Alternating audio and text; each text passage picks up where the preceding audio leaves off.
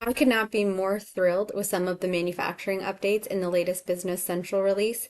And one of them that I love is the ability to be able to reverse production order transactions. So let's walk through our real life. We have a production order. Shop floor worker goes and works on that production order. They grab a bunch of parts. They consume the inventory only to come back and tell you that they issued that to the wrong production order. So I am going to go to my released production orders. I've got the same item being produced on two different production orders. I'm going to open up this one here. So, as I mentioned, we're going to start it right from the beginning. So at this point, nothing's been consumed. They've just been asked to go ahead and produce this part.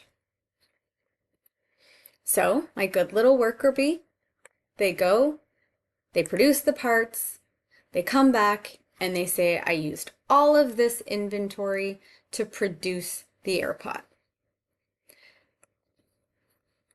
Maybe later we'll post the output. Right now, let's just keep it simple, and we're going to look at the consumption of just the components. So good, we post that. Perfection. Transactions created, inventory's been consumed. I know that it deducted from my inventory because that's a negative quantity. They come back to me and they say, no, it wasn't production order 101004. It was production order 101002. All right. Previously, I would have to go to my production journal or my consumption journal and reverse the lines manually. But now what I'm able to do, actually, sorry, I should have been in my item ledger entries. I'm going to go to Actions, Functions, and I'm going to use my new Reverse Production Order Transactions button. So highlight all the lines here. Functions. I'm going to reverse the transactions. It prompts me to let me confirm this is really what I want to do, and I'm going to go ahead and say yes. Perfect, I've got my confirmation. And now what we can see is entries have been created that are using the reverse sign of what I did. So previously I had consumed inventory, so I see the -1 because I was deducting or decreasing my inventory.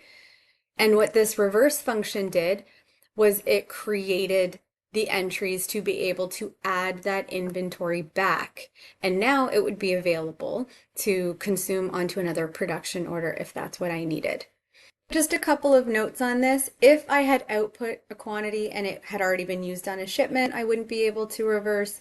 If I have advanced warehousing set up, I wouldn't be able to just do the reversal. It is supporting bins at this time, but it is not yet doing the full advanced warehousing. So just a few situations, pilot it for yourself, make sure it works for what you need. But this is a super handy feature, especially if you have really large production bombs and you wouldn't want to have to key this all in one by one and reverse it.